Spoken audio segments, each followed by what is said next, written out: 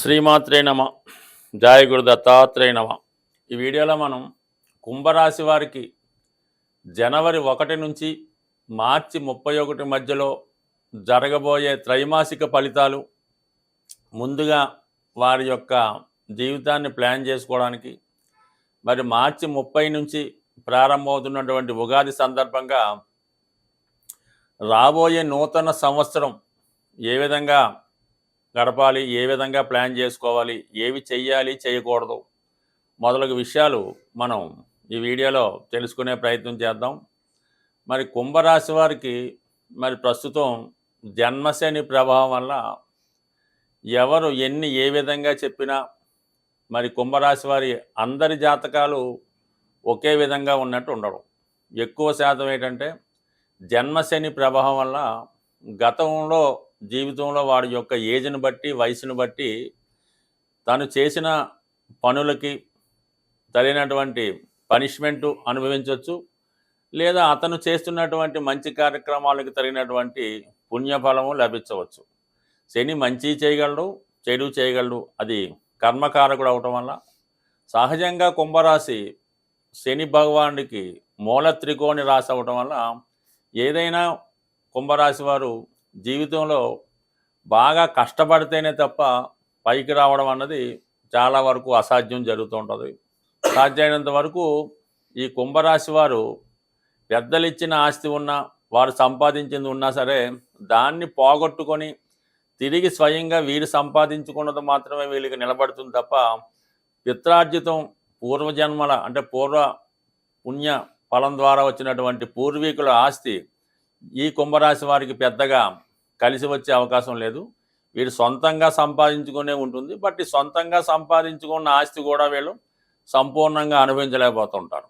But ఏదైనా ఈ రాశివారు గత జన్మ ఫలితాన్ని అనుభవించడానికే ఈ జన్మకి రావడం జరుగుతుంటుంది. అటువంటి వారికి మరి ప్రస్తుతం ఏర్పడినటువంటి జన్మశని ప్రభావం ఈ మార్చి 29వ తారీఖుతో సంపూర్ణంగా 2వ స్థానంలోకి వెళ్ళడం జరుగుతుంది. అంటే మనకి ఏలినాడు శని ప్రభావంలో మొదటి 2 ఫేజ్లు వీరు అనుభవించి 3వ ఫేజ్లోకి వెళ్ళడం జరుగుతూ ఉంటుంది. అందుకని ఇప్పుడు ఉన్నటువంటి జన్మశని ప్రభావం జాతకుడిని చాలా ఒత్తిడికి గురి చేస్తూ ఉంటుంది.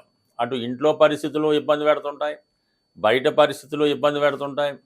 ఏది జరిగినా జాతకుడు దానికి బాధ్యత వహించవలసి ఉంటుందన్నమాట. ప్రతి విషయానికి కూడా జాతకుడిని నిందిస్తూ ఉంటారు, జాతకుడి ద్వారా మంచి పొందుతూ ఉంటారు, అతను చేసిన వాటికి తృప్తి పొందుతూ ఉంటారు, లాభ పొందుతూ ఉంటారు. అయినప్పుడు కూడా జాతకుడు వ్యక్తిగతంగా సుఖపడలేకపోతుంటాడు. ఈ విధంగా చాలా వరకు నిస్సాహితగా ఉంటాడు. కొంతమందికి అయితే అసలు ఆలోచన శక్తి నశించిపోతూ ఉంటుంది. ఏ విధంగా కూడా ఏ పని చేయలేకపోతుంటారు. ప్రతి విషయాన్ని కూడా ఇతరుల మీద ఆధారపడటం జరుగుతూ ఉంటుంది. ఇతను సంపాదించిన ధనం మీద ఇతరుల పెత్తనం జరుగుతూ ఉంటుంది అన్నమాట. ఏ కొడుకో కోళ్ళో కూతురో ఈయన ధనాన్ని తీసుకొని ఈయన మీదే పెత్తనం చేస్తూ ఉంటారు. సమయానికి ఏదో ఒక విధంగా అవసరానికి తగ్గట్టుగా ఇస్తూ ఉంటారు అనమాట. చిన్న చిన్న మిస్టేక్స్కి పెద్ద ఫలితాన్ని, పెద్ద శిక్షని అనుభవించేవాళ్ళు ఎవరంటే కేవలం ఈ కుంభరాశి వారు మాత్రమే. మరి అటువంటి వారికి చాలా వరకు మన మార్చి 29 తర్వాత రిలీఫ్ రావడం జరుగుతూ ఉంది. కొంతవరకు కుటుంబ స్థానంలోకి రావడం వల్ల మరి జాతకుడు అతని యొక్క ఏజ్ని బట్టి ఇంకా సంపాదించే వయసులో ఉంటే వేరే ప్రాంతానికి మైగ్రేట్ అయి అక్కడ కొత్తగా సంపాదన ప్రారంభం జరుగుద్ది. మొత్తం ఏదైనా కొన్ని కుటుంబ ఇబ్బందుల నుంచి, కుటుంబ సభ్యులు పెట్టే ఇబ్బందుల నుంచి బయటపడి కొంతకాలం దూరంగా వెళ్ళి అక్కడ నుంచి మళ్ళా కుటుంబాన్ని పోషించే ప్రయత్నం చేస్తూ ఉంటాడు. ఎక్కడికైనా బాధ్యత ఉంటుంది, కుటుంబ సభ్యుల్ని పోషిస్తూ ఉంటాడు, కానీ ఇబ్బంది పడుతూ ఉంటాడు. బట్ ఏదైనా ఇప్పుడు ప్లేసు, ఉద్యోగం రెండు కూడా ఏప్రిల్ తర్వాత మారి కొంతవరకు మానసికంగా సుఖపడతాడు. దాని తర్వాత గురుగ్రహం మరి ప్రస్తుతం గురువు 4వ స్థానంలో వక్రగమనంలో సంచరిస్తున్నాడు. ధన లాభాధిపతిగా ఉన్నటువంటి ఈ గురువు ప్రభావం ఎలా ఉంటుందంటే జాతకుడు ఏదో స్థిరాస్తి కొందామని ప్రయత్నం చేస్తుంటాడు. చివరి నిమిషం దాకా అమ్ముతూ ఉంటారు, చివరి నిమిషంలో అమ్మడం మానేస్తూ ఉంటారు. అలాగే సొంత ప్రాంతంలో ఉన్నటువంటి భూములు తన ఆస్తి అయినా అది ఇతరులు అనుభవిస్తూ ఉంటారు. ఆ ఇల్లు ఖాళీ చేయమన్నా, కౌలుకి ఇచ్చినటువంటి భూమి విడిచిపెట్టమన్నా వాళ్ళు విడిచిపెట్టమంటారు, ఇదిగో అంటారు, రేపు అంటారు, మళ్ళీ వాళ్ళ స్వాధీనంలోనే ఆస్తి ఉంటుంది. అంటే మీ యొక్క ఆస్తి ఇతరుల స్వాధీనంలో ఉంటుంది. ఇతరులు దాన్ని అనుభవించే ప్రయత్నం చేస్తూ ఉంటారు. అటు కొందామంటే కొందం, అమ్ముదామంటే కుదరదు, దాని మీద అద్దె కూడా అనిపించలేరు. అటువంటి విషయంలో ఈ ఫిబ్రవరి 4వ తారీఖు తర్వాత మరి గురువు రుజుమార్గంలోకి రావడం వల్ల చాలా వరకు మరి మీ భూములపైన, అలాగే సొంత ఊర్లో ఉన్నటువంటి స్థిరాస్తులు, అలాగే తల్లిగారితో కానీ, తల్లిగారి బంధువులతో కానీ, అలాగే సొంత అన్నదమ్ములు అక్క చెల్లెలతో ఉన్న విభేదాలు కానీ కొంతవరకు పరిష్కారం అయ్యే అవకాశం ఉంటుంది. అది ఎలా ఉంటుందంటే మీ యొక్క ఆస్తిని మీరే కొనుక్కున్నట్టు ఉంటుందన్నమాట. అంటే ఆ విధమైన స్థితి రావడం వల్ల కొంతవరకు ఏంటంటే సంతోషం ఏంటంటే మన ఆస్తి మనకి రావడం జరుగుతూ ఉంటుంది.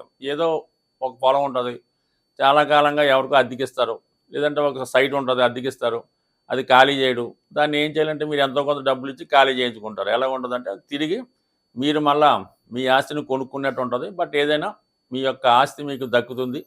కొంతవరకు అది హ్యాపీ అని అనుకోవచ్చు. ఇక మొత్తం మీద ఏంటంటే ఇది కొంతవరకు మంచి ఫలితం ఇచ్చే అవకాశం ఉంది. బట్ అటు ఇదంతా కూడా మనకి ఫిబ్రవరి 4 నుంచి అంటే మే నెలాఖరులోపు జరగచ్చు.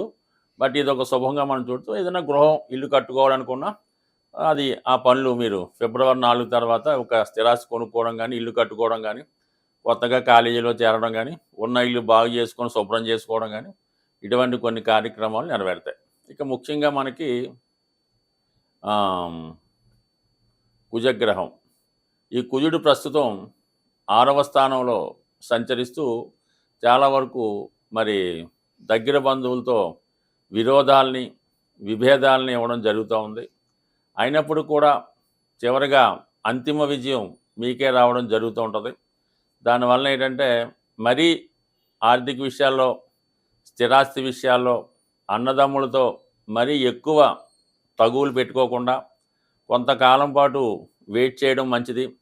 దానివల్ల ఏమైతే బంధుత్వాలు పాడవుతాయి, శాశ్వత శత్రువులుగా మీ యొక్క బంధువులు మారే అవకాశం ఉంటుంది. కాబట్టి సాధ్యమైనంత వరకు ఓర్పు వహించండి. జనవరి 21 తర్వాత మరి వక్ర గమనంలో ఉన్నటువంటి కుజుడు 5వ స్థానంలోకి మారడం వల్ల కొంతవరకు మీకు అది కూడా ఒక విధంగా చెప్పాలంటే స్పెక్యులేషన్ వల్ల అయితేనే, రేసులు మొదలగు వాటి వల్ల మళ్ళీ వ్యామోహం కలుగుతూ ఉంటుంది. అలాగే దాంట్లో మళ్ళీ కొంత ధనాన్ని పోగొట్టుకోవడం జరుగుతూ ఉంటుంది. ఎక్కువగా ఈ రాశి వారికి ఎలా ఉంటుందంటే చేతి నిండా పుష్కలంగా ధనం ఉంటే ఒక విధంగా యాక్ట్ చేస్తుంటారు, మొత్తం అంతా లాస్ అయిపోయి చేతిలో రూపాయి లేనప్పుడు ఒక విధంగా యాక్ట్ చేస్తుంటారు.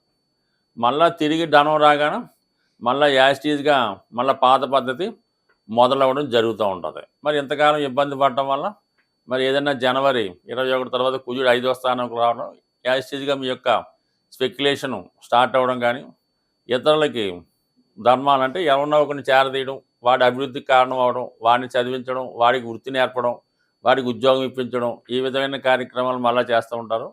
ఎవరినైతే చేరదీసి పెంచి పోషిస్తారో వాడి వల్లే మీకు అపకీర్తి, వాడే మీకు పోటీగా తయారవడం, వాడి వల్లే కుటుంబ సమస్యలు రావడం కూడా జరుగుతూ ఉంటుంది. బట్ ఏదైనా ఎప్పటికైనా ఈ కుంభరాశి వారు వారి కొరకు వారు ఆలోచించడం మంచిది. ముఖ్యంగా ఈ సమయంలో మీరు చాలా వరకు శివుని యొక్క అనుగ్రహం కోసం ఒకసారి మరి శివ పంచాక్షరి మంత్రాన్ని, ఓం నమ శివాయ అనే పంచాక్షరి మంత్రాన్ని ఏదైనా మంచి గురువు వద్ద ఉపదేశం తీసుకుని 1,00,000 సార్లు అది చదవడం వల్ల, జపం చేయడం వల్ల మీకు మంత్రసిద్ధి ఫలితం లభిస్తుంది. దానివల్ల మీరు చాలా వరకు మీ యొక్క బలహీనతల నుంచి బయటపడే అవకాశం ఉంది. అలాగే ఇది కుదరినప్పుడు మనకి మృత్యుంజయ మహామంత్రాన్ని ప్రతిరోజు 41 సార్లు ఒక 41 రోజులు మండల దీక్ష చేయడం వల్ల కూడా చాలా కాలంగా ఇబ్బంది పెడుతున్నటువంటి ఎటువంటి సమస్య అయినా సంపూర్ణంగా పరిహారం అయ్యే అవకాశం ఉంది. బట్ ఏదైనా కుంభరాశి వారికి అతి త్వరలో మంచి రోజులు రాబోతున్నాయి.